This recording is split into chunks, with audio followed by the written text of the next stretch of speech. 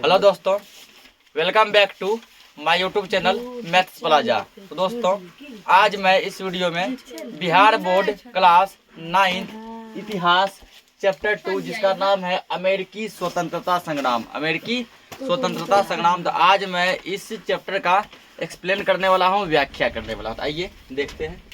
सबसे पहले जो हमारा यहाँ मेन जो टॉपिक होगा वो होगा मुख्य बिंदु। मुख्य बिंदु, ठीक ना।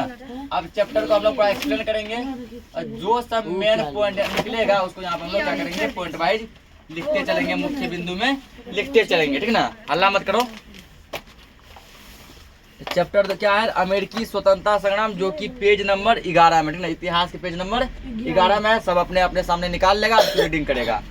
समझो यहाँ पे। अब कह रहे विश्व इतिहास में आधुनिक काल का प्रारंभ जिन घटनाओं के साथ जोड़ा जाता है उनमें यूरोपीय देश द्वारा 15वीं शताब्दी में नए समुद्री मार्गों की खोज भी शामिल है, ठीक ना।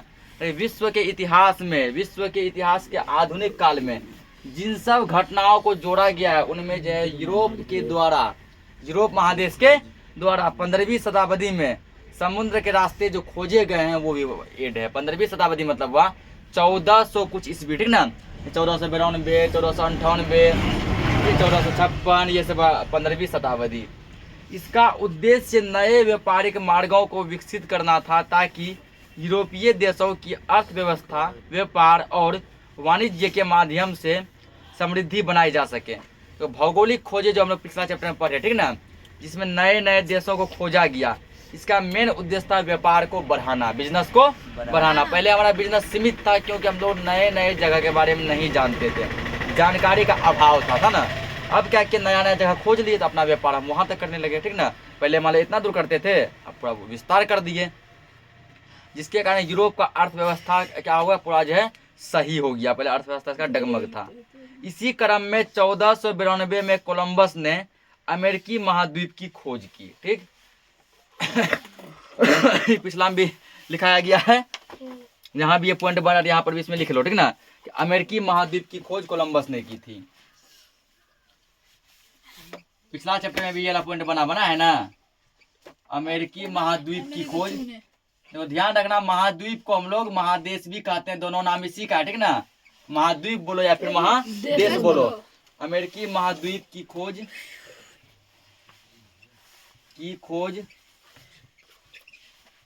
1492 ईस्वी में कोलंबस ने की। कोलंबस का पूरा नाम है क्या है, क्रिस्टोफर कोलंबस, लिखा है ना पिछला में। कोलंबस ने की। तो अमेरिका की खोज कब की गई, 1492 ईस्वी में। किसने की थी, कोलंबस ने की थी। आगे इसमें समझेंगे। पुनः अमेरिगो वेस्पुची ने इस बृहद भूखंड के बारे में विस्तृत जानकारी दी। ये केवल क्या किए थे, कोलंबस केवल खोज किए, ठीक ना। फिर अमेरिगो वेस्पुची क्या किए थे, पूरा इसके बारे में संपूर्ण जानकारी दिए और इसी के नाम पे इसका नाम मान लो अमेरिका पड़ा होगा, ठीक ना। वही बताया था कि अमेरिका क्या है, एक महाद्वीप है। अमेरिका का एक महाद्वीप है, क्योंकि कोलंबस ये बताया था कि अमेरिका भारतीय महाद्वीप का एक हिस्सा है, तो भारतीय महाद्वीप का एक हिस्सा है। धीरे धीरे यूरोपीय देशों ने इस क्षेत्र में अपने उपनिवेश भी बसा लिए। उपनिवेश यानी मानो मोटा मोटी तरह मतलब बिजनेस क्या किए, बसा लिए, ठीक ना। कौन सा, यूरोपीय देश। उत्तरी अमेरिका में मुख्य रूप से फ्रांस और इंग्लैंड ने अपना वर्चस्व स्थापित कर दिया, ठीक। उत्तरी अमेरिका में देखो, अमेरिका का 2 भागों में बांटा गया, उत्तरी अमेरिका और दक्षिणी अमेरिका, ठीक है ना। उत्तरी अमेरिका और दक्षिणी अमेरिका। उत्तरी अमेरिका में क्या किए, तो फ्रांस और इंग्लैंड अपना उपनिवेश बसा लिए। फ्रांस और इंग्लैंड उपनिवेश यानी कि मान के चलो अपना क्या किए, बिजनेस वहां पे फैला दिए, ठीक ना। लगभग उसी समय यूरोप में नए राजनीतिक विचारों का प्रतिपादन भी हो रहा था और व्यक्ति की स्वतंत्रता, निरंकुश सत्ता के विरोध, समानता और बंधुत्व जैसे विचार लोगों के बीच, विशेषकर प्रबुद्ध वर्ग के बीच लोकप्रिय होते जा रहे थे। जब समझो कि ये ना फ्रांस और इंग्लैंड जब अपना वर्चस्व स्थापित किया, उसी समय क्या हुआ, यहाँ पे जो ना निरंकुश सत्ता, जो मतलब कि जो राजा है, ठीक है, जो सरकार है वो यदि कोई काम नहीं कर रहा है उसके बीच में हम लोग क्या करते हैं, अमेरिका में चर्चा चल रहा था, इसको हटा देना चाहिए। स्वतंत्रता पे चर्चा चल रहा था कि हम लोगों को अब आज़ाद होना चाहिए, ठीक ना। समानता पे चर्चा हो रहा था कि हिंदू मुस्लिम सिख ईसाई कोई भी हो, जैन बुद्ध, सब एक होना चाहिए, सब एक समान है। बंधुत्व यानी कि हम लोग भाईचारा बनाकर रखें, इन सब पे चर्चा हो रहा था। इंग्लैंड से अमेरिकी उपनिवेश की भौगोलिक दूरी और वहां के निवासियों की वैचारिक भिन्नता ने धीरे धीरे एक ऐसी स्थिति उत्पन्न कर दी जहां वैचारिक स्तर पर इंग्लैंड और उसके उपनिवेश वस्तुतः दो अलग अलग स्तरों पर आ गए, ठीक ना। इंग्लैंड और अमेरिका के बीच काफी डिस्टेंस था, काफी क्या था, डिस्टेंस। डिस्टेंस का मतलब क्या होता है, दूरी। फिर एक समय आया कि ऐसा कंडीशन हो गया कि दोनों अलग अलग स्तरों पर आ गए। उस समय की बदलती हुई आर्थिक व्यवस्था ने भी इन दोनों के बीच मतभेदों को बढ़ाया। उन धीरे धीरे उस समय जो आर्थिक व्यवस्था तो बढ़ी थी, दोनों देशों के बीच क्या हो गया, मतभेद हो गया। इंग्लैंड और अमेरिका के बीच क्या होने लगा, मतभेद, यानी कि तू में पूरा होने लगा, ठीक ना। कर दीजिए। धीरे धीरे उपनिवेशवासी इंग्लैंड के वर्चस्व से मुक्त होने के लिए अग्रसर हुए। कि इंग्लैंड का पूरा शासन था, इंग्लैंड यानी कि ब्रिटेन, जहाँ के अंग्रेज थे, ठीक। ये क्या किए, पूरा अमेरिका पर शासन किए थे। धीरे धीरे अमेरिका के व्यक्ति को लगा कि हमें अब इसके जो क्या करना चाहिए, इसके अधिकार से हमके मुक्त होना चाहिए। इसी का परिणाम अमेरिकी स्वतंत्रता संग्राम के रूप में सामने आया, ठीक ना। यानी कि अमेरिका जो इंग्लैंड से आजाद हुआ, अमेरिका जो अंग्रेज से आजाद हुआ, इसी का परिणाम अमेरिकी स्वतंत्रता संग्राम के रूप में सामने आया। इसका क्या कारण था, रीजन? अमेरिकी स्वतंत्रता संग्राम विश्व इतिहास की एक महत्वपूर्ण घटना है जिसके निम्नलिखित कारण थे। अमेरिकी स्वतंत्रता संग्राम के निम्नलिखित कारण थे, ठीक ना। तो यहाँ लिखेंगे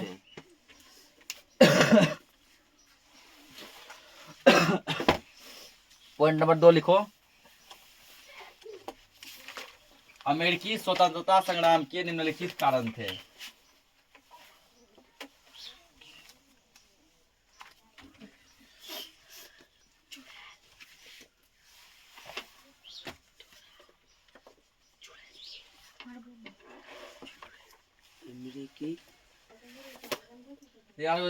दीर्घ उत्तरीय हमको सब पूछा भी गया, ठीक ना, कि अमेरिकी स्वतंत्रता संग्राम के 3 प्रमुख कारणों की विवेचना करें। मतलब कि कारण लिख के उसका जो है ना क्या करना है, उसके बारे में एक्सप्लेन करना है, बताना है, ठीक है। कारण जानते हैं क्या क्या, देखिए अमेरिकी स्वतंत्रता संग्राम के,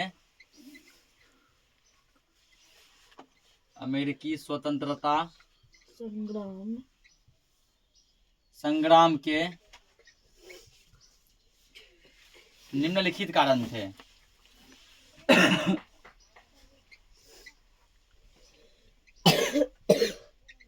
निम्नलिखित कारण थे।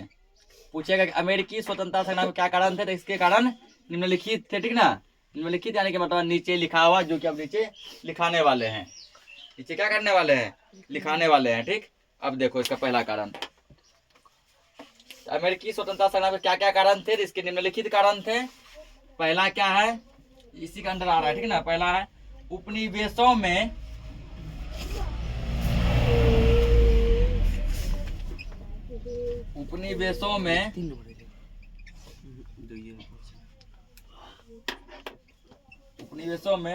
राजनीतिक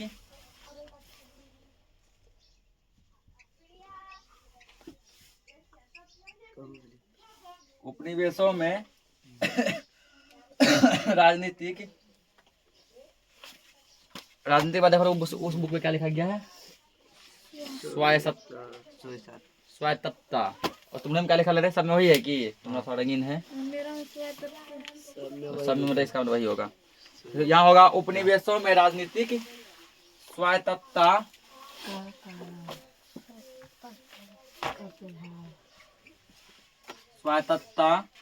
का अभाव, पहला कारण ये था। दूसरा कारण था इसका भौगोलिक दूरी।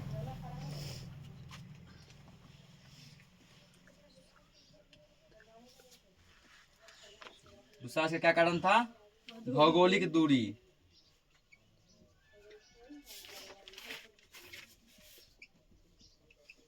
मतलब कि इंग्लैंड और अमेरिका के बीच का दूरी जो है वो बहुत ही ज्यादा था, ठीक ना, भौगोलिक दूरी। तीसरा कारण था इसका धार्मिक एवं सामाजिक व्यवस्था में मतभेद। धार्मिक एवं सामाजिक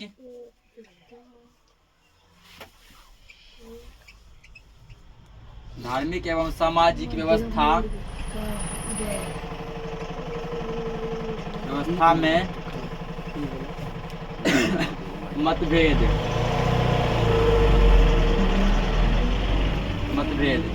ये चौथा कारण था। सप्तवर्षीय युद्ध का प्रभाव।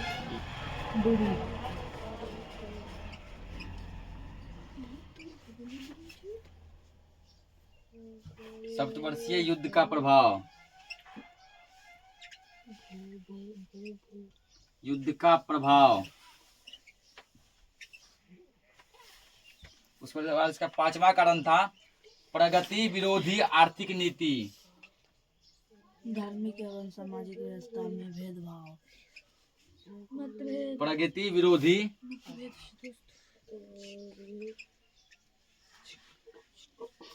विरोधी आर्थिक नीति। धार्मिक एवं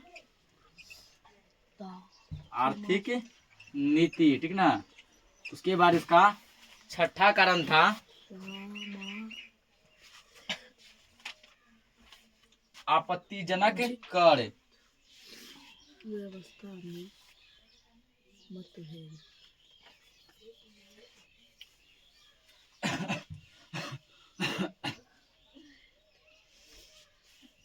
क्या था? आपत्तिजनक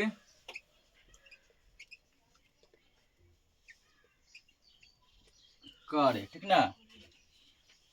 छठा कारण। उसके बाद जो है सातवां कारण था इसका, तो सातवां नीचे जगह ना ऊपर से मिटा दें।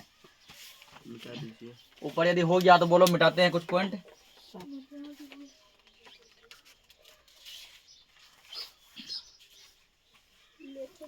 तो पहला तो सबका हो गया होगा। 4 नंबर तो किताब से देखकर नहीं लिख सकते।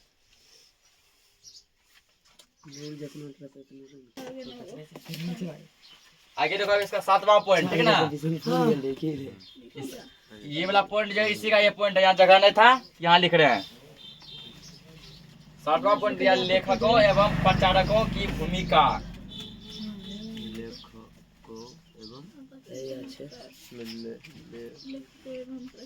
लेखकों एवं प्रचारकों की भूमिका।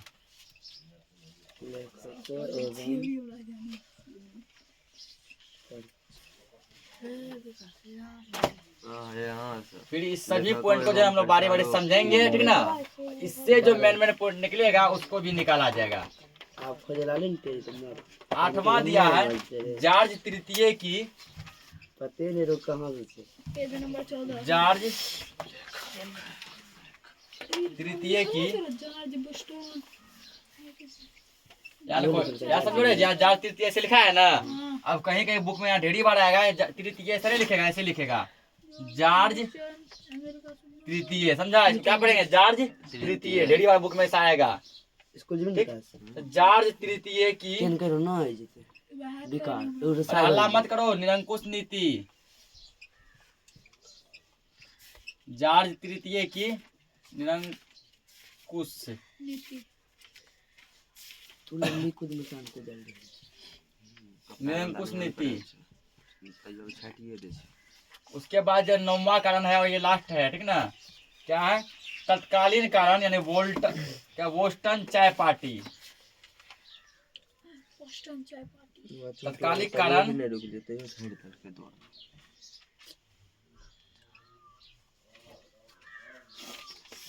यहाँ पे ऐसे लिखा हुआ।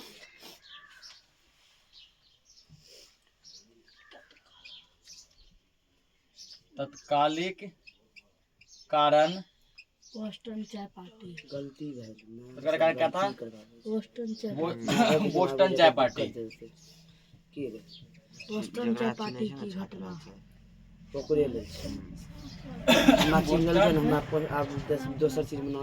चाय पार्टी। तत्कालिक कारण का क्या था? बोस्टन चाय पार्टी, ठीक ना। ये था। अब क्या करेंगे हम लोग जो ना, इसमें से लगभग पॉइंट को बारी बारी से समझेंगे और उसके बीच जो फिर मोस्ट वीवीआई पॉइंट निकलेगा उसको निकाला जाएगा, ठीक। इसमें चलो एक दो पॉइंट का भी एक पॉइंट का व्याख्या करते हैं। सही कर देती है नौकरी आने की कभी कोई कुछ नहीं ले सकते। तो पहला पॉइंट यहाँ जो है वो है उपनिवेशों में राजनीतिक स्वायत्तता का अभाव। ये पॉइंट समझने का पहला क्या, उपनिवेशों में राजनीतिक स्वायत्तता का अभाव। ये सब 2 नंबर का पॉइंट का है ना। अब यहाँ जो लिखेंगे वो 3 लिखेंगे। इसमें दिया है अमेरिकी उपनिवेशों में अधिकांश अंग्रेज लोग थे जिन्होंने इंग्लैंड की संसदीय व्यवस्था एवं विधि विधान को देखा था। कहने का मतलब हुआ उपनिवेश था अंग्रेज क्या कहते अमेरिका का। उपनिवेश किसका था, अमेरिका का। लेकिन उसमें जो आदमी जो शामिल थे बहुत सारे वो इंग्लैंड के आदमी शामिल थे। कहाँ के आदमी शामिल थे, इंग्लैंड के आदमी शामिल थे। और इंग्लैंड में कौन रहते थे, तो अंग्रेज रहते हैं, यानी कि अंग्रेज शामिल थे। अतः वे अपने उपनिवेश भी उसी तरह की प्रजातांत्रिक व्यवस्था चाहते थे। अंग्रेज चाहते थे कि वो अपना उपनिवेश भी प्रजातांत्रिक व्यवस्था में बनाए, जबकि ब्रिटिश शासक इसके खिलाफ थे।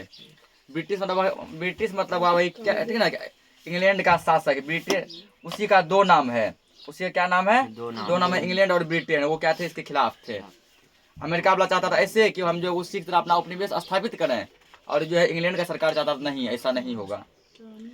उपनिवेश के गवर्नर इंग्लैंड के राजा द्वारा मनोनीत किए जाते थे, ठीक ना। ये लिखो, उपनिवेश के गवर्नर किसके द्वारा मनोनीत किए जाते थे, इंग्लैंड के राजा द्वारा। यानी उपनिवेश के गवर्नर को इंग्लैंड का राजा चुनता था।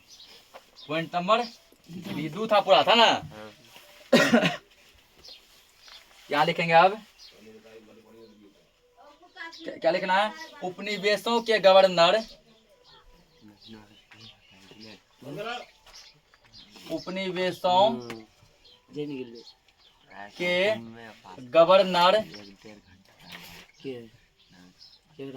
के गवर्नर इंग्लैंड के राजा द्वारा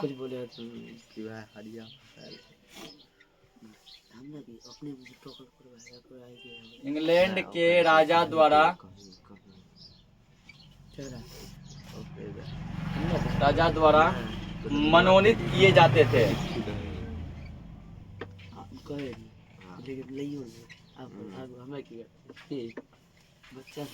मनोनीत किए जाते थे, ठीक ना। कहने का मतलब है कि उपनिवेश के गवर्नर को कौन चुनता था, इंग्लैंड का राजा। उपनिवेश के गवर्नर को कौन चुनता था, इंग्लैंड का राजा चुनता था, ठीक ना।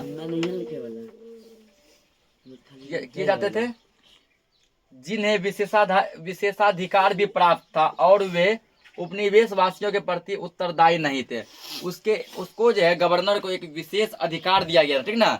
तुम ऐसे निभाओ वैसे निभाओ, लेकिन वे क्या किए, वे इसके लिए उत्तरदायी नहीं थे। फलतः संघर्ष की स्थिति बनती चली गई।